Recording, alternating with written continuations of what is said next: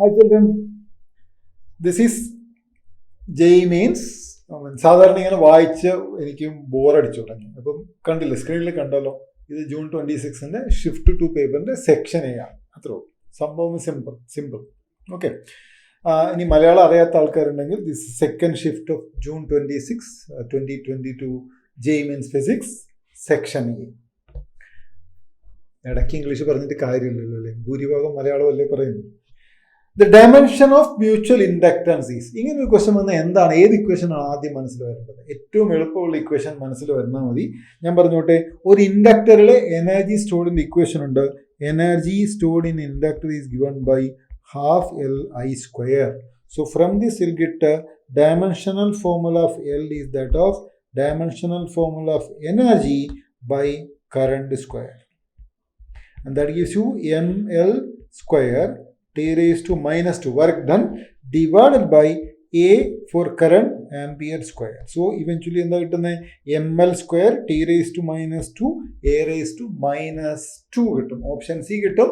ഇതുപോലത്തെ ക്വസ്റ്റ്യൻ ആവട്ടെ നിങ്ങളുടെ എക്സാമിനൊക്കെ വരുന്നത്. എന്തൊരു സുഖം ഉണ്ടാവും അല്ലേ ഇങ്ങനൊരു ക്വസ്റ്റ്യൻ ആക്ച്വലി എക്സാമിന് വന്നാൽ. അടിപൊളി, ജിങ്കിൾ അല്ല. But this is not jingle അല്ല. This is going to be tough because ഇത് എക്സ്ട്രീമിലി നന്നായിട്ട് ലോസ് ഓഫ് മോഷൻ പഠിക്കുന്ന കുട്ടികൾ, എക്സ്ട്രീമിലി നന്നായിട്ട് പഠിപ്പിക്കുന്ന അധ്യാപകരുടെ ക്ലാസ്സിൽ കിട്ടുന്ന ഒരു ചെറിയ ഐഡിയയാണ്. In the arrangement shown in figure A1, A2, A3 and A4 are the accelerations of masses M1, M2, M3 and M4. Okay, അതിൻ്റെ ഡയറക്ഷൻ ഒന്നും പറയുന്നില്ല. ഞാനിവിടെ അങ്ങ് എഴുതിയേക്കാം.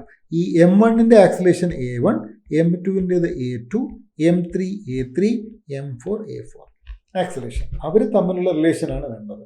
Which of the following relation is true for this arrangement? മക്കൾ ഇത് രണ്ട് രീതിയിൽ ചെയ്യാം. ഒന്ന് ലെങ്ത് കൺസ്ട്രെയിൻറ്റ് ഉപയോഗിച്ച് ചെയ്യാം. മറ്റൊന്ന് T dot R, T dot V, T dot A, ഈ ഒരു ടെക്നിക്ക് ഉപയോഗിച്ച് ചെയ്യാം. ഈ ടി ഡോട്ട് ആർ എന്ന് പറഞ്ഞാൽ മനസ്സിലാവുന്നുണ്ടോ? T dot tension dot R, അത് വർക്ക് ഡൺ ബൈ ടെൻഷൻ ആണ്, അത് 0 ആണ്. വർക്ക് ഡൺ ബൈ ടെൻഷൻ 0 ആണ്. ടി ഡോട്ട് വി എന്ന് പറയുന്നത് ടെൻഷന്റെ പവർ ആണ്, അത് 0 ആണ്. ഈ വർക്ക് അല്ലെങ്കിൽ പവർ 0, ഇന്റേണൽ ഫോഴ്സ്, ടെൻഷൻ ഒരു ഇന്റേണൽ ഫോഴ്സ് ആണ്. ഇന്റേണൽ ഫോഴ്സ് ചെയ്യുന്ന വർക്ക് 0 ആണ് എന്നുള്ള കോൺസെപ്റ്റ് ആണ് നമ്മൾ ഇവിടെ ഉപയോഗിക്കാൻ പോകുന്നത്. Okay, so let us see how it is done. നിങ്ങൾ ചെയ്യേണ്ടത്, ഇതിലെ ഓരോ സ്ട്രിങ്ങിലെയും ടെൻഷൻ മാർക്ക് ചെയ്യണം, ടെൻഷന്റെ വാല്യൂ. ഇപ്പം ഈ സ്ട്രിങ്ങിലെ ടെൻഷന്റെ വാല്യൂ ഞാൻ ടി എന്ന് എടുത്താൽ സെയിം സ്ട്രിങ് ആയതുകൊണ്ട് ഇവിടെയും ടെൻഷൻ ടി ആയിരിക്കില്ലേ? Now what about the pulley? ഒരു പുള്ളിയുടെ പ്രത്യേകത, അതിന്റെ മാസ് 0 ആണ്. മാസ് 0 ആണെങ്കിൽ നിങ്ങൾ നോക്ക്, sigma F equal to M into A എന്നല്ലേ എഴുതാറ്. അപ്പം മാസ് 0 ആണെങ്കിൽ സിഗ്മ എഫ് എത്രയായിരിക്കണം? 0 ആയിരിക്കണം. അതുകൊണ്ട് ഏതൊരു പുള്ളിയും ഈക്വിലിബ്രിയത്തിലാണ്. നിങ്ങൾക്ക് കാണാം ആ പുള്ളിയിൽ 2 ടെൻഷൻ താഴേക്ക് ആക്ട് ചെയ്യുന്നുണ്ട്. അപ്പം മുകളിലേക്കുള്ള ടെൻഷൻ ഇതിന്റെ 2t ആയിരിക്കും, ബിക്കോസ് പുള്ളി ഹാസ് നോ മാസ്. ഈ ടെക്നിക്ക് നിങ്ങൾക്ക് അറിയണം. ഈ ടെൻഷൻ 2t ആണെങ്കിൽ ഇവിടെയുള്ള സ്ട്രിങ്ങിൽ ഈ ടെൻഷൻ എത്രയായിരിക്കണം? ഇതും 2t ആയിരിക്കണം. By the same argument, can you tell me what is the tension here? അത് പറയാം. നിങ്ങൾ ഇവിടെ നോക്കുക, എന്നിട്ട് അത് പഠിച്ചിട്ട് മുകളിൽ അപ്ലൈ ചെയ്താൽ മതി. ഇവിടെ നോക്കുക, താഴേക്ക് 2 ടെൻഷൻ ഉണ്ട്, മുകളിലേക്ക് അതിന്റെ സം ആണ്. ഇവിടെ എത്രയായിരിക്കണം? അത് 4t ആണ്. ഇവിടെയും അത് ടെൻഷൻ 4t ആയിരിക്കും. ഈ ടെൻഷന് 2 ഡയറക്ഷൻസ് ഉണ്ട്. ഞാൻ ഒന്ന് മാത്രമേ മാർക്ക് ചെയ്തുള്ളൂ എന്ന് മാത്രം. എല്ലായിടത്തും 2 ഡയറക്ഷനാണ്. ഇനി ടെൻഷന്റെ വർക്ക് ഡൺ ബൈ ടെൻഷൻ 0 എന്നുള്ള കോൺസെപ്റ്റിലേക്ക് എങ്ങനെ ഇക്വേഷൻ എഴുതാം നോക്കൂ. ആദ്യം ഞാൻ ഈ ഫസ്റ്റ് പുള്ളിയിൽ എഴുതാം. ഫസ്റ്റ് പുള്ളി ഇവിടെ ഹിയർ ടെൻഷൻ എത്രയാണ്? 4t ആണ്. ടെൻഷൻ 4t ആണ്. 4t അതൊരു വെക്ടർ ആണ്. ഡോട്ട് A1 ഒരു വെക്ടർ ആണ്. ഡോട്ട് പ്രോഡക്റ്റ് വെക്ടേഴ്സ് തമ്മിലല്ലേ. Plus what is the work done here? അത് എത്രയാന്ന് നോക്കൂ. അത് 2t vector dot A2 vector. അടുത്തത് third one plus T dot A3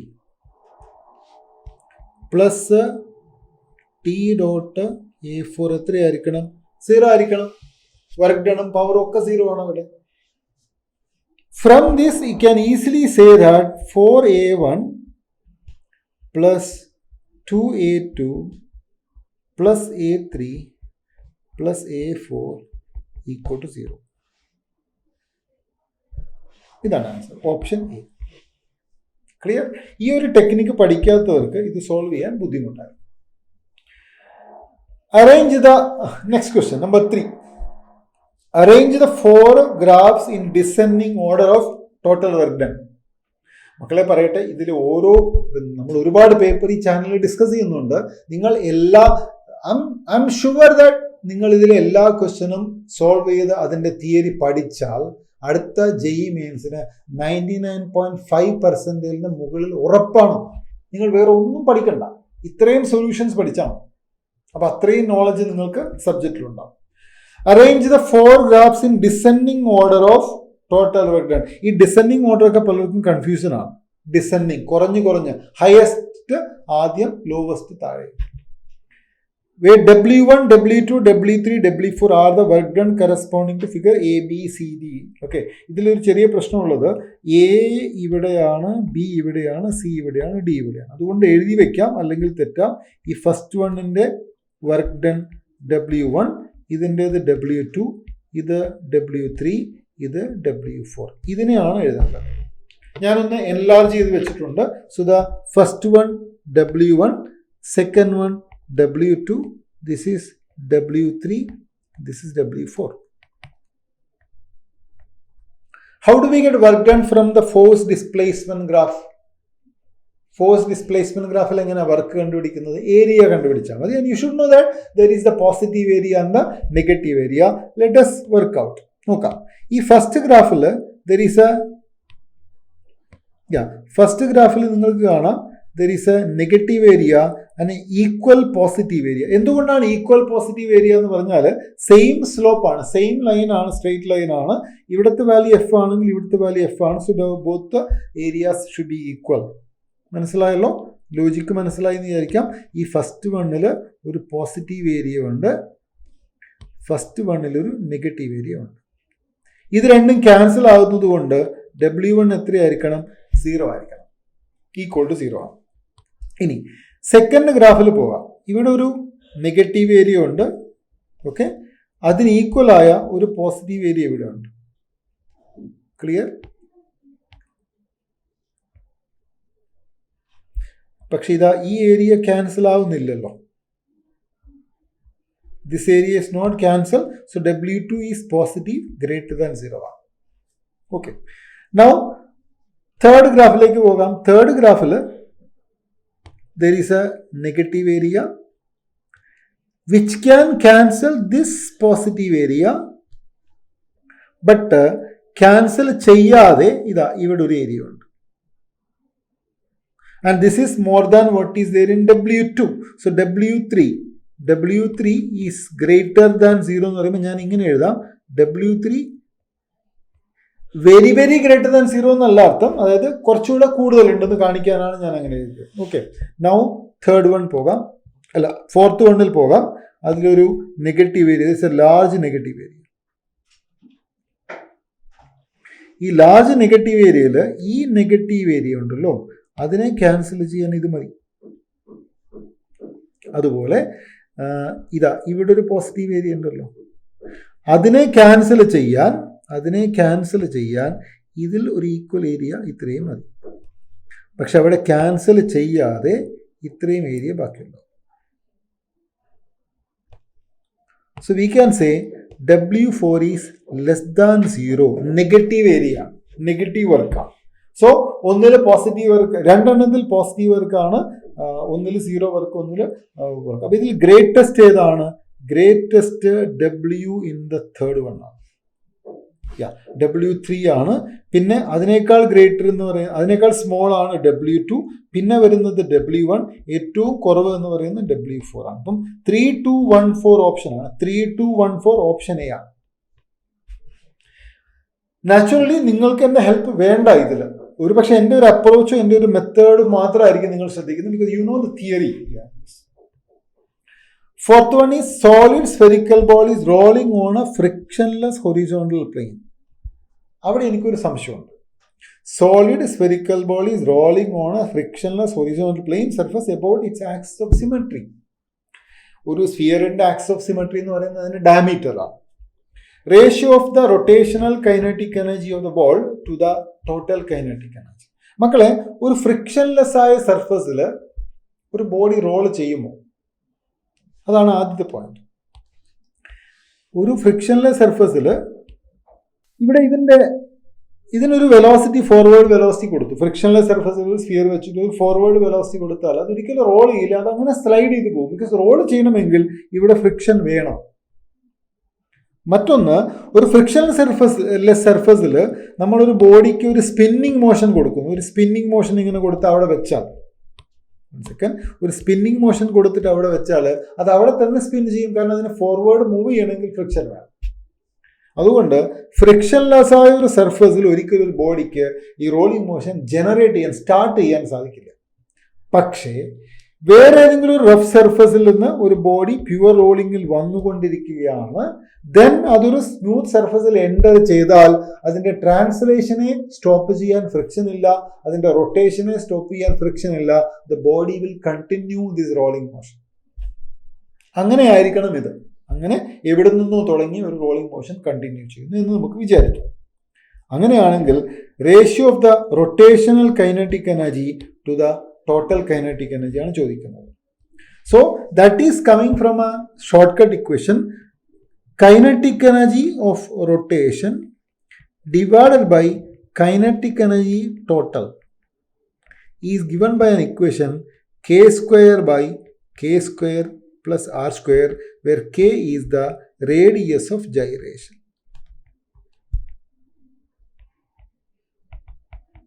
ഇതാണ് ഇതിന്റെ ഷോർട്ട് കട്ട്. നിങ്ങൾക്ക് വേണമെങ്കിൽ ഇതിന്റെ ആക്ച്വൽ എനർജിയുടെ ഇക്വേഷൻ എഴുതി ചെയ്യാം, but eventually you getting the same thing.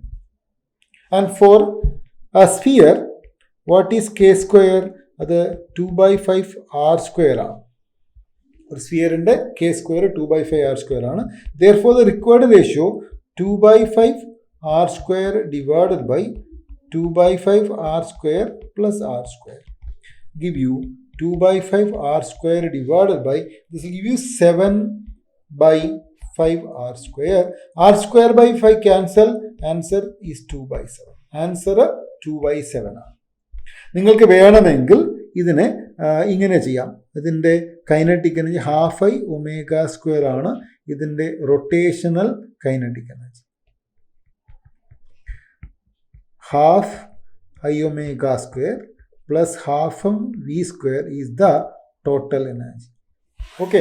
മറ്റൊന്ന്, പ്യുവർ റോളിംഗ് ആയതുകൊണ്ട് തന്നെ v = r ω എന്ന് നിങ്ങൾക്ക് സബ്സ്റ്റിറ്റ്യൂട്ട് ചെയ്യാം. അതുപോലെ I = mk² എന്ന് സബ്സ്റ്റിറ്റ്യൂട്ട് ചെയ്യാം. ഇങ്ങനെ ചെയ്തിട്ടാണ് ഈ ഷോർട്ട് കട്ടിലേക്ക് നമ്മൾ എത്തുന്നത്. So you better memorise the short cut and get the answer fast. ആ ഒരു കൺവെൻഷണൽ മെത്തേഡിനൊന്നും അവിടെ സമയമില്ലല്ലോ. നമുക്ക് 30 ക്വസ്റ്റ്യനും ഉണ്ട്, 1 മണിക്കൂർ സമയമുണ്ട്. നിങ്ങൾ എന്ത് ചെയ്യും? നിങ്ങൾ എന്ത് ചെയ്യും? 5th one, ചില സമയത്ത് ചില കാര്യങ്ങൾ ഭയങ്കര റിലീവിംഗ് ആണ്. ഈ ക്വസ്റ്റ്യൻ അങ്ങനെയാണ്, വായിച്ചു വരുമ്പോൾ വലുതാണെങ്കിലും ആൻസർ വളരെ എളുപ്പമാണ്. No numerical. Given below are 2 statements. One is labeled as assertion and the other is labeled as reason. Assertion, reason. If we move from the pole to the equator, okay, if we move from the pole to the equator, the direction of acceleration due to gravity of the earth always points towards the center of the earth without any variation in its magnitude. അപ്പം എനിക്കൊരു സംശയം വന്ന് ഇതാണ്, without variation എന്ന് എഴുതാൻ പറ്റും? Without variation in magnitude എന്ന് എഴുതാൻ പറ്റുമോ? നിങ്ങൾ പോളിൽ നിന്ന് ഇക്വേറ്ററിലേക്ക് വരുമ്പം ജിയുടെ വാല്യൂ സെയിം ആണോ? അല്ലല്ലോ. ജിയുടെ വാല്യൂ പോളിൽ ഗ്രേറ്റർ ആവാൻ 2 കാരണങ്ങളുണ്ട്. ഒന്ന്, എർത്തിൻ്റെ റേഡിയസ് പോളിൽ ചെറുതാണ്. അതിനൊരു പംകിൻ ഷേപ്പാന്ന് പഠിച്ചിട്ടില്ലേ? എർത്തിൻ്റെ ഷേപ്പ് അങ്ങനെയാണ്. എർത്തിൻ്റെ ഷേപ്പ് ഒരു പംകിൻ, ഇങ്ങനെയുള്ളൊരു ഷേപ്പ് ആയതുകൊണ്ട് തന്നെ പോളിലെ റേഡിയസ് കുറവാണ്, ഇക്വേറ്ററിലെ റേഡിയസ് കൂടുതലാണ്. ജിയുടെ വാല്യൂ G = gm/r² ആയതുകൊണ്ട് തന്നെ G at the pole is greater than G at the equator നമ്മൾ പഠിച്ചിട്ടുണ്ട്. അതുകൊണ്ട് ആ സ്റ്റേറ്റ്മെന്റ് തെറ്റാണ്. നോക്കൂ, ഇതാണ് നമ്മുടെ അർത്ഥം. അടിപൊളി അല്ലേ? നമ്മുടെ മൗണ്ട് എവറസ്റ്റും ഒക്കെ ഇവിടെ ഇങ്ങനെ കാണാം. ഈ എർത്തിൽ ഇക്വേറ്റർ എവിടെ വരയ്ക്കാം? ഇക്വേറ്ററിൽ ഇന്ത്യയിലൂടെ പാസ് ചെയ്യുന്നില്ല, ആഫ്രിക്കയിലൂടെ പാസ് ചെയ്ത് ഇങ്ങനെ പോകുന്നതാണ് ഇക്വേറ്റർ. ഓക്കെ, പോളിൽ നിന്ന് നമ്മൾ ഇക്വേറ്ററിലേക്ക് വരുമ്പോൾ ജിയുടെ വാല്യൂ ഡിക്രീസിങ് ആണ്. കാരണം G at the pole is greater than G at the equator. Alright, അതുകൊണ്ട് ആദ്യത്തെ സ്റ്റേറ്റ്മെന്റ് തെറ്റാണ്. രണ്ടാമത്തത്, at equator the direction of acceleration to gravity is towards the centre of the earth. അത് എർത്തിന്റെ എവിടെയാണെങ്കിലും ഡയറക്ഷൻ ടുവേർഡ്സ് ദ സെന്റർ ആണ്. ഈ statement correct ആണ്. അപ്പം നിങ്ങൾക്ക് എഴുതേണ്ടത് assertion A is false, B is true ആണ്. അപ്പോൾ ഓപ്ഷൻ ഡി ആണ് ബെസ്റ്റ് ഓപ്ഷൻ. ഭയങ്കര രസമുണ്ടല്ലേ എർത്ത് കാണാൻ. ഞാനിത് ഗൂഗിളിൽ നിന്ന് എടുത്തതാണ്. ഞാൻ കോപ്പിറൈറ്റ് സൈറ്റ് ഞാനൊന്നും മാർക്ക് ചെയ്തിട്ടില്ല, ബട്ട് കോപ്പിറൈറ്റഡ് ആണ്. I owe a lot to Google. Okay, so ഇതിന് പിന്നെ ഞാൻ ആട്രിബ്യൂഷൻ കൊടുക്കേണ്ടതാണ്. But I couldn't do that. Site എനിക്കറിയില്ല, but this is not my creation, it is from Google. മക്കളെ, ചില ക്വസ്റ്റ്യൻ നമ്മളെ അങ്ങ് വല്ലാതെ ഇങ്ങനെ വായിൽ ഐസ്ക്രീം തന്ന മാതിരിയാണ് ചില ക്വസ്റ്റ്യൻസ് ഒക്കെ. ഈ പി അല്ല മക്കളെ, ഇവിടെ റോ എന്ന് വായിക്കുക. Rho is the density and eta is coefficient of viscosity of fluid which flows with speed V in a pipe of diameter D. The correct formula for Reynolds number ആ ചോദിച്ചത്. Reynolds നമ്പറിന്റെ equation നിങ്ങൾ പഠിച്ചിട്ടുണ്ടാവണം. Rho into V into D by eta. ഇതാ പറയുന്നത്, ice cream കഴിച്ച മാതിരിയാണ് അല്ലേ? നിങ്ങളിങ്ങനെ ടെൻഷൻ അടിച്ച് ജെഇ മെയിൻസിന്റെ ഹാളിൽ ഇരിക്കുമ്പോൾ കാണുന്ന ക്വസ്റ്റ്യൻ ഇങ്ങനാണെങ്കിൽ അടിപൊളി, super. 7th one, this is directly from NCERT, concept NCERT എന്ന് വന്നതാണ്. A flask contains argon and oxygen in the ratio 3:2 in mass and mixture is kept at 27 degrees Celsius. രണ്ടിന്റെയും temperature same ആണ്. Mass is different ആണ്, temperature same ആണ്. The ratio of their average kinetic energy per molecule. ഇതിലെ total kinetic energy എന്തായാലും മാസിനെ depend ചെയ്യും. പക്ഷെ ഒരു മോളിക്യൂളിന്റെ kinetic energy depend ചെയ്യുന്നത് എന്തിനെയാണ്? അത് അതിന്റെ ടെമ്പറേച്ചറിനെയാണ്. So answer എത്രയായിരിക്കണം? ഇവിടെ 1:1. Charge on capacitor of capacitance 15 microfarad in the figure given below. നോക്കൂ, 3 കപ്പാസിറ്റർ സീരീസിലാണ്. അതിൽ ഒരെണ്ണത്തിലെ ചാർജ് ആണ് ചോദിച്ചതെങ്കിൽ നമുക്ക് ഇങ്ങനെ ഒരു സ്റ്റേറ്റ്മെന്റ് ഞാൻ എഴുതാം. Charge in any capacitor in series connection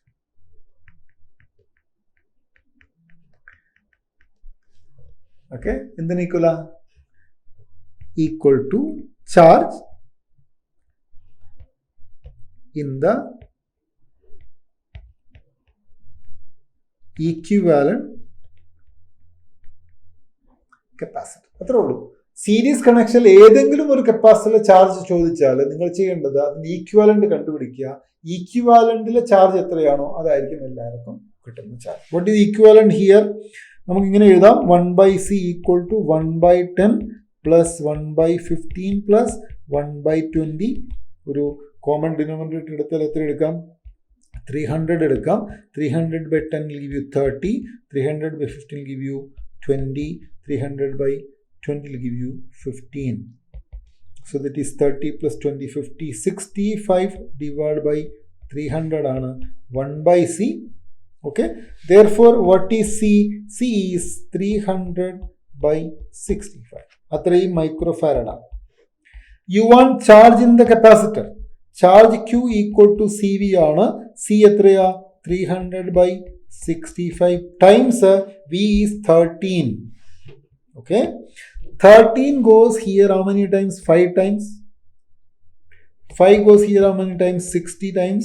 So Q equal to 60 microcoulomb ആണ്. Option A ആണ്. Calculation is very simple. Concept is very simple. We would love to have such questions in our examinations. Don't you? Yeah. മക്കളെ, അടുത്തത് parallel plate capacitor with plate area A and plate separation D equal to 2 meter has a capacitance of 4 microfarad. The new capacitance of the system, if half of the space between them is filled with the dielectric material of constant K. Makakariam C with the medium is given by epsilon 0 A divided by D minus T plus T by K. ഇങ്ങനെ ഒരു equation നിങ്ങൾ പഠിച്ചിട്ടുണ്ട്. You can use this equation directly to get the answer. Otherwise, വേറൊരു method എന്താണെന്ന് ചോദിച്ചാൽ ഇതിനെ രണ്ട് കപ്പാസിറ്ററുകളായിട്ട് നിങ്ങൾക്ക് കൺസിഡർ ചെയ്യാം.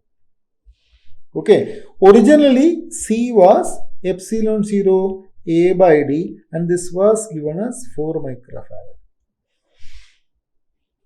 ഓക്കെ, ഈ ഫസ്റ്റ് കേസിൽ നോക്കൂ, T എന്ന് പറയുന്നത് D/2 ആണ്. ഓക്കെ,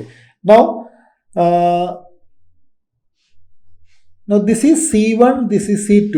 C1 എത്രയാണെന്ന് പറയാമോ? അത് epsilon 0 A divided by D/2 അല്ലേ? അതപ്പോൾ 8 മൈക്രോഫാരഡ് അല്ലേ? ക്ലിയർ? അതുപോലെ C2 എത്രയാണ്? അതിൽ ഡൈലക്ട്രിക് കോൺസ്റ്റന്റ് ഉണ്ട്, epsilon 0 A divided by D/2 into K ആണ്, and K is equal to 3 ആണ്. So this is 6 into epsilon 0. 6 into epsilon 0 A by D ആണ്. This is 24 microfarad. Now you put them in series. Okay, C1 C2 by C1 plus C2 ചെയ്യാം. So this will give you 8 into 24 by 8 plus 24. 8 into 24 divided by 32. 8 goes here, 4 times go here, 6. You will get a 6 microfarad as answer. You can do the other method, that is also same thing, you will get the same method. So D/2 plus, that is 3 into 6 into 4, that is 6. Okay, so that is easy. 10th one, 64 conducting drops each of radius 0.02 meter and each carrying a charge of 5 microcoulomb are combined to form a bigger drop. ഇത് ഒരുപാട് വട്ടം ചെയ്തിട്ടുണ്ടാവണം അല്ലേ? കുറേ drops merge ചെയ്തിട്ട് large drop ഉണ്ടാക്കുമ്പോൾ R equal to n raised to 1/3 R എന്നൊരു equation പഠിച്ചിട്ടുണ്ടാവണം. Radius volume equate ചെയ്താൽ നിങ്ങൾക്ക് കിട്ടും. ഇവിടെ 64 ആയതുകൊണ്ട് R is equal to 4 times R. Clear? Now sigma of the smaller one, density എന്ന് പറയുന്നത് Q by 4 pi R square ആണ്.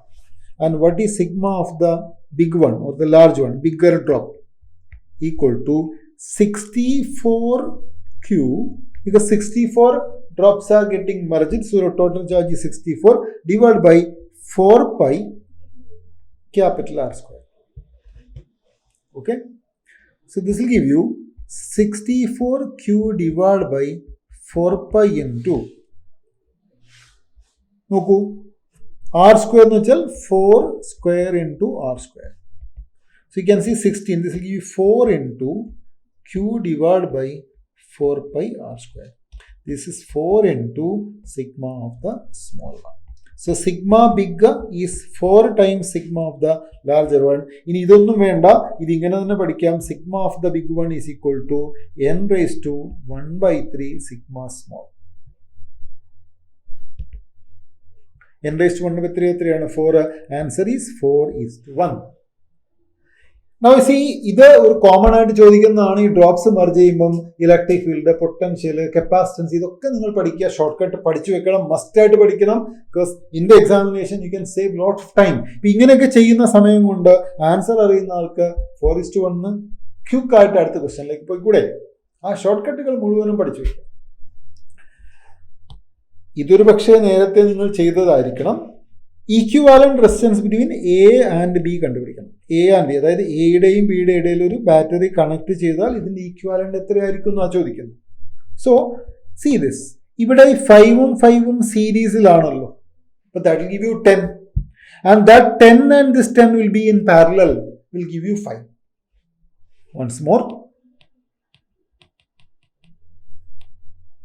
in this circuit 5 and 5 are in series, so together that gives you 10, and that 10 is in parallel with the other 10, will give you 5. Now this 5 is in series with this 5, gives you 10, and that 10 is in parallel with this 10, will give you 5, and that 5 is in series with this 5, gives you 10, and that 10 and this 10 are in parallel, give you 5, and that 5 and this 5 is series in 10, 10 and 10 parallel give you 5 ohm. Answer is 5 ohm by observation. ഇങ്ങനെ തന്നെ ചെയ്തു പഠിക്കണം. അല്ലാതെ equation എഴുതി ചെയ്യാൻ നോക്കരുത്, അതിന് സമയം ഒരുപാട് വേണം നിങ്ങൾക്ക്. ഇതുപോലെ സീരീസ് പാരലൽ മൈൻഡിൽ തന്നെ ചെയ്യാൻ ശ്രമിക്കാം. So the answer is how much? 5 ohm. Okay. 12th one, a bar magnet having magnetic moment. നോക്കൂ, magnetic moment M is given 2 into 10 raised to 5 SI unit joule per Tesla. Placed along the direction of the uniform magnetic field B is given to you 14 into 10 raised to minus 5. ഇവിടെ പറയുന്നത് ആദ്യം ഇതാണ് magnetic ഫീൽഡിന്റെ direction, bar magnet വെച്ചിരിക്കുന്നത് ഇങ്ങനെയാണ്. That means അതിന്റെ south Paul ഇവിടെയും north Paul along ആണ്. Minimum potential. Now what? The work done in rotating the magnet slowly through 60 degree. You need to rotate this magnet. ഇങ്ങനെ rotate ചെയ്യണം. എത്ര ഡിഗ്രിയിൽ? 60 degree rotate ചെയ്യണം.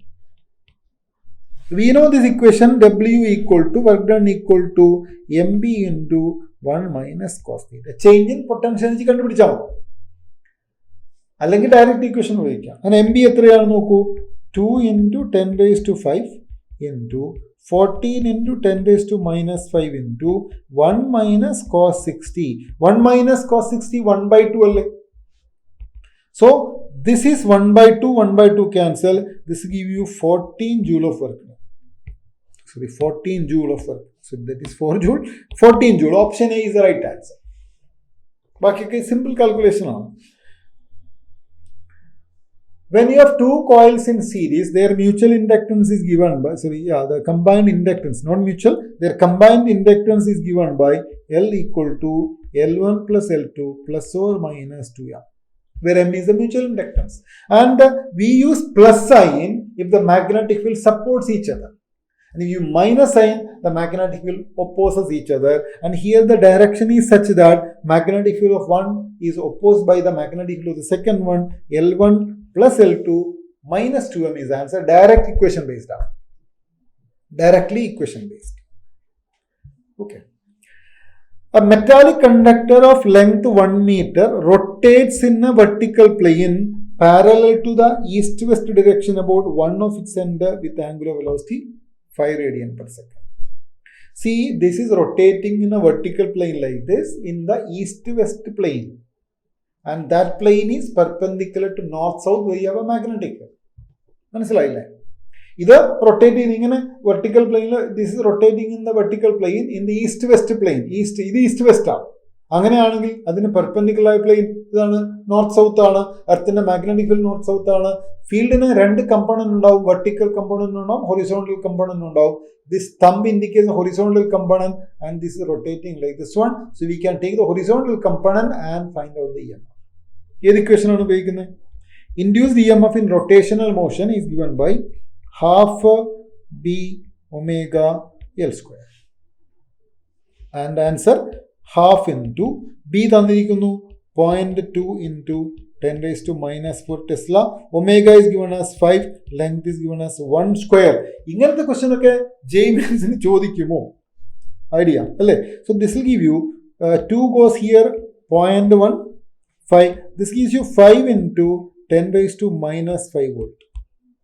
But you want to write it in microvolt, so this is better. You write 50 into 10 raised to minus 6 volt. That gives you 50 microvolt. Option B the answer. Option B. Oh God. Which is the correct ascending order of the wavelength? Ascending, increasing order of wavelength. Which is the correct ascending order? Well, smallest, like lowest ആദ്യം, longest മുകളിൽ എഴുതാം. അപ്പോൾ നോക്കൂ, wave length increase ചെയ്യുന്നത് energy decrease ചെയ്യും അല്ലേ? അപ്പോൾ നോക്കൂ, ഏതിനാണ് ഏറ്റവും കൂടുതൽ എനർജി ഉള്ളത്? അത് ഗാമ റേസിനാണ്. അതിനാണ് ഷോർട്ടസ്റ്റ് വേവ് ലെങ്ത് ഉള്ളത്. Gamma ray should come first. ഒറ്റ ഓപ്ഷനേ ഉള്ളൂ, ഗാമ റേ. അത് കഴിഞ്ഞ് എക്സ്റേ, അത് കഴിഞ്ഞ് വിസിബിൾ, അത് കഴിഞ്ഞാൽ മൈക്രോവേവ്. ഗാമ റേക്കാണ് ഹയസ്റ്റ് വേവ് ലെങ്ത്. അപ്പം ഇതിൻ്റെ ഓപ്ഷനാണ് വേണ്ടത് ascending order, increasing order of wavelength ആണ്. So microwave has got highest wavelength. But ഈ സൈൻ പ്രിന്റ് ചെയ്തിരിക്കുന്നത് എന്തൊരു പ്രശ്നമുണ്ട് അല്ലേ? Lambda of gamma. Correct it's correct. Option B ആണ് കറക്റ്റ്. ഗാമ ആൽഫ ഗാമ റേയുടെ ലാംഡ സ്മോളസ്റ്റും മൈക്രോവേവിന് ഹയസ്റ്റുമാണ്.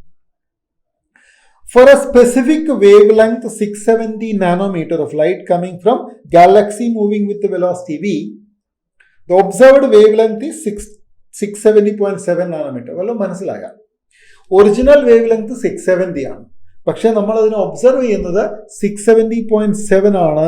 ഇത് ഡോപ്ലർ ഇഫക്റ്റ് ആണ്. ഇവിടുത്തെ സൗണ്ട് എത്തിയല്ല, ലൈറ്റ്. ഡോപ്ലർ ഇഫക്റ്റ് ലൈറ്റ് ആണ്. എന്താണ് ഇക്വേഷൻ അറിയാമോ? Delta lambda by lambda equal to V radial divide by C. വേണമെങ്കിൽ നിങ്ങൾക്കൊരു മൈനസ് സൈൻ ഉപയോഗിക്കാം to show the direction of motion. പക്ഷെ ഇവിടെ ഞാൻ അതിന്റെ മാഗ്നിറ്റ്യൂഡ് മാത്രമാണ് എടുത്തത്. ഈ ഡെൽറ്റ ലാംഡ എന്ന് പറയുന്നത് നോക്കൂ, 670.7 minus 670 by 670 equal to V by C ആണ്. സിയുടെ value 3 into 10⁸. So what is V? 3 into 10⁸ into 0.7 divided by 670. Clear? ഇതൊന്ന് അപ്രോക്സിമേറ്റ് ചെയ്തെടുക്കട്ടെ. ദിസ് ഇസ് 3 into 10⁸ into ഈ 0.7 ഞാൻ 7 into 10⁻⁻2 എന്ന് എഴുതാം. 7 into 10⁻⁻1 എഴുതാം. ഡിവൈഡഡ് ബൈ, അല്ല വേണ്ട, ഞാനൊരു പണി ചെയ്യാം. അത് ഞാൻ 700 into 10 എഴുതാം. Write it as 700 into 10⁻⁻3 divide by 670. Clear അല്ല മക്കളെ? ഇവിടെ നോക്കണേ, ഇവിടെ ഈ 670 approximately cut to 700. Approximate little 1.1 പോലെ എന്തെങ്കിലും വരൂല്ലേ? Little 1.1. And this gives you approximately 3 into 10⁵. Approximate ആണ്. It should be greater. It should be greater than 3 into 10⁵. So you can see that option D അല്ല, option 3 അല്ല, option A അല്ല, option C is answer. ഇനി അത്രയും കിട്ടിക്കഴിഞ്ഞാൽ ഒന്നുകൂടെ മനസ്സിലിരുത്തി calculate ചെയ്ത് നിങ്ങൾക്ക് correct answer. Option C is answer. 3.13 into 10⁵ meter/s. Okay. 17th one. This is a bit complex in calculation. A metal surface is illuminated by radiation of wavelength 4500 angstrom. Okay. The ejected photoelectron enters a constant magnetic field of 2 millitesla making an angle of 90 degree. അപ്പം ഇവിടെ magnetic ഫീൽഡിലേക്ക് electron ചെല്ലുന്നത് perpendicular ആയിട്ടാണ്. That tells you there is a circular path. അതിന്റെ റേഡിയസിന്റെ equation എന്താണ്? mv/qb. It starts revolving in a circular path of radius is given. The work function of the metal ആണ് വേണ്ടത്. വർക്ക് ഫംഗ്ഷനും incident energy തമ്മിലുള്ള relation ആണ് hc/λ minus work function equal to kinetic energy maximum. So if we want kinetic energy, so I'll write this equation as √2m into kinetic energy by qb. So if I find kinetic energy and bring it here, work function equal to hc/λ minus kinetic energy. Calculation ഒരുപാടുണ്ട്. First of all let me calculate. ഇനി അതിൻ്റെ ഒരു പ്രശ്നമുള്ളതെന്ന് പറയട്ടെ മക്കളെ. ഇതിൽ hc/λ I can calculate in electron volt very easily. How do we do that one? Energy in electron volt equal to 12,400 by wavelength in angstrom ഉപയോഗിക്കാം. If I use this thing I can easily find out energy in electron volt. Because answers are all in electron volt. So probably I'll calculate kinetic energy also in electron volt. So what is the equation of kinetic energy? Kinetic energy Ke equal to Q square B square R square divided by 2mr. I need it in electron volt. So what I do is this. Watch my calculation. This is nothing but Q 1.6 into 10⁻⁻19 square charge of the electron into B 2 millitesla 2 into 10⁻⁻3 square. Okay. Next one, radius 2 millimeter, again 2 into 10⁻⁻3 square divided by 2 into 9.1 into 10 raised to minus 31 into മക്കളെ ഈ last ഞാൻ എഴുതുന്ന 1.6 into 10 raised to minus 19 എന്തിനാണ്? അത് electron വോൾട്ടിലേക്ക് convert ചെയ്യാനാണ്. So when I do that, you can see ഇതിൽ ഒരെണ്ണം ഇവിടെ ക്യാൻസൽ ആവും. So what will I get? I'll get it like I'll give you 1.6 into 2 square into 2 square 16. I hope you understood it. ഇവിടെ ഒരു 2 ഉണ്ട്, അതിൻ്റെ square 4. ഇവിടെ ഒരു 2, അതിൻ്റെ square 4. 4 into 4 16 into 10 to the power minus 19 here, minus 6 here, minus 6 here. കണ്ടോ? minus 19 minus 6 minus 6 will give you minus 31 divided by 2 into 9.1, 18.2 into 10 raised to minus 31. So I'm happily cutting minus 31. So this will give you 1.6 into 16 by 18.2. നിങ്ങൾക്ക് റഫായിട്ട് calculate ചെയ്യാം. This will give you approximately 1.5 electron volt. Approximate ആണ്. Okay, എനിക്കത് മതി. Approximate value മതി. So I understood kinetic energy is approximately 1.5. ഇനി നിങ്ങൾ ആൻസറിങ്ങിലേക്ക് വരുമ്പോൾ നിങ്ങൾക്ക് വേണം സ്പെസിഫിക് ആയിട്ട് കാൽക്കുലേറ്റ് ചെയ്യാം. അപ്രോക്സിമേറ്റ് ആൻസറിൽ ചിലപ്പോൾ നിങ്ങൾക്ക് ആൻസർ കിട്ടാൻ സാധ്യതയുണ്ട്, അതുകൊണ്ടാണ്. ഇനി വർക്ക് ഫംഗ്ഷൻ കണ്ടുപിടിക്കാം. എന്താണ്? hc/λ മൈനസ് കൈനറ്റിക് എനർജി ആണ്. ഇനി hc/λ കണ്ടുപിടിക്കുന്നു. hc/λ equal to 12,400 by what is wavelength given? 4,500. This will cancel 124 by 45. Around 3 electron volt. Maybe it will be less than 3 electron volt. So I can even approximate it to be like a 2.9. Approximate. So now coming back to this 2.9 electron volt minus 1.5 electron volt give you 1.4 electron volt approximate. ഇത്രയും മതി ചെയ്യാൻ. ഇനി go back to the options here. Option 2.23 not correct, 2.78 correct, not correct, 2.69 not correct, 1.3 is option A. ഒരു correct answer അവിടെ ഉണ്ടെങ്കിൽ അത് നമ്മുടെ 1.36 ആണ്. Very close. Okay, so normally complex calculation approximation വഴി നിങ്ങൾക്ക് ഏകദേശമൊക്കെ ചെയ്യാൻ പറ്റും, മുഴുവനൊന്നും ചെയ്യേണ്ട ആവശ്യം. 18th one. A radioactive nucleus can decay by 2 different processes. Half-life for the first process is 3, that for the second one 4.5. Multiple activity. ഇതിൻ്റെ theory പഠിക്കുക. ഇതിനൊരു ഇക്വേഷൻ ഉണ്ട്. ഈക്വാലൻ്റ് ടൈം ഹാഫ് ലൈഫ് എന്ന് പറയുന്നത് T1 T2 by T1 plus T2 ആണ്. That is 3 into 4.5 by 3 plus 4.5. This is 13.5 divided by 7.5. Around 2 ആയിരിക്കണം, approximately 2 ആയിരിക്കണം, which is approximate to think 1.8 hours is the right answer. Okay, again approximation വിജയിച്ചു. 19th one is about oscillator in semiconductors. Normally board examine നിങ്ങളിത് പഠിക്കുന്നില്ല. Positive feedback in an oscillator, please read the textbook. It says that a portion of the output is given back to the input. അതിനെയാണ് നമ്മൾ feedback, positive feedback എന്ന് പറയുന്നത്. ഔട്ട്പുട്ടിൽ ഒരു portion എടുത്ത് ഇൻപുട്ടിലേക്ക് കൊടുക്കുന്നതിനെയാണ് നമ്മൾ ഫീഡ്ബാക്ക് എന്ന് പറയുന്നത്. 20th one, a sinusoidal wave 40 sin 10 into 10 raised to 6 pi t is amplitude modulated by another sinusoidal wave 20 sin 1000 pi t. മക്കൾ ഇതിൻ്റെ ഫ്രീക്വൻസി ഒന്ന് കമ്പയർ ചെയ്ത് നോക്ക്. ഇത് 10 to the power 7 pi t ആണ്. Other one is only 10 to the power 3 pi t. So that is much, much greater. So the higher frequency one is the carrier. ഈ y of t, first one ആണ് carrier, second one signal ആണ്. So y of t, I'll write here, y of t is the carrier, x of t is the signal. What is the amplitude of minimum frequency component of modulated signal? Amplitude of the minimum frequency component. മക്കളെ ഇത് തിയറിയാണ്. When you study amplitude modulation, you will come across an equation. Amplitude modulated wave equation ആണ് ഇത്, NCERT equation ആണ്, അതിന്റെ graph ആണ്. In amplitude modulation you can see there is a maximum and a minimum like this. Okay, it's a combination of two frequencies. But mathematically, it has got three components.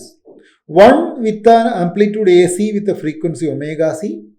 Other one with the lowest frequency with amplitude mu AC by 2. Then the highest frequency with amplitude mu AC by 2. There are two amplitudes. One AC, but one mu AC by 2. AC and mu AC by 2. Okay. Frequency ഏതൊക്കെയാണ്? മൂന്നെണ്ണം. Omega C ഉണ്ട്, omega C minus omega M ഉണ്ട്, omega C plus omega M ഉണ്ട്. മക്കൾ പറയും ഇതിൽ lowest frequency minimum frequency ഏതാണ്? Minimum frequency ഏതാണ്? ഈ omega C minus omega T term അല്ലേ? അതിൻ്റെ ആംപ്ലിറ്റ്യൂഡ് എത്രയാണ്? Mu A C by 2. അപ്പം നിങ്ങളോട് ചോദിക്കുന്നത് ആംപ്ലിറ്റ്യൂഡായ mu A C divide by 2 എത്രയാണെന്നാണ് ചോദിക്കുന്നത്. ഇനി മ്യൂ എന്താണ്? മോഡുലേഷൻ സിഗ്നൽ, മോഡുലേഷൻ ഇൻഡെക്സ് ആണ്. അത് A M divide by A C ആണ്. ഇവിടെ എ എം എന്ന് പറയുന്നത് 20, എ സി എന്ന് പറയുന്നത് എത്രയാ? 40. മോഡുലേഷൻ ഇൻഡെക്സ് 1/2 ആണ്, അല്ലെങ്കിൽ 50% ആണ്. ഇനി required answer mu A C by 2 അല്ലേ? ഇപ്പം മ്യൂ എത്ര എടുക്കണം? 0.5 എടുക്കണം, അല്ല 1/2 എടുക്കാം. മ്യൂ 1/2. എ സി എന്ന് പറയുന്നത് കരിയറിൻ്റെ ആംപ്ലിറ്റ്യൂഡായ 40 ആണ്, ഡിവൈഡ് ബൈ 2 ആണ്. സോ ദിസ് ഈസ് 40/4 ആണ്. 10 ആണ് ആൻസർ. ഓപ്ഷൻ ഡി ആണ് ആൻസർ. അപ്പോൾ ഡയറക്റ്റ് ഇക്വേഷൻ ആണ്. നിങ്ങൾ ഈ ചാപ്റ്റർ പഠിക്കുക, അത് മാത്രമേ ഉള്ളൂ അതിൻ്റെ വഴി. JEE മെയിൻസിന് പഠിക്കണം, നീറ്റിന് ഈ ചാപ്റ്റർ പഠിക്കണ്ട. Communication. Okay. Yeah, this graph I forgot to tell you, this is from NCERT where you have correctly shown. കണ്ടില്ലേ, ഈ സെൻറ്ററിലെ ഫ്രീക്വൻസി ഒമേഗ സി, അതിൻ്റെ ആംപ്ലിറ്റ്യൂഡ് എ സി ആണ്. ലോവസ്റ്റ് ഫ്രീക്വൻസിയുടെ ആംപ്ലിറ്റ്യൂഡ് എത്രയാണ്? മ്യൂ എ സി ബൈ 2 ആണ്. Highest ഫ്രീക്വൻസിയുടെ amplitude എത്രയാണ്? Mu A C by 2 ആണ്. So this is a very good question from the chapter communication which you can easily solve. Okay. So that was the part A of this paper. Thank you so much for watching. ചുമ്മാ watch ചെയ്യാതെ വർക്കും കൂടെ ചെയ്യുക. Watch and work. Thank you so much.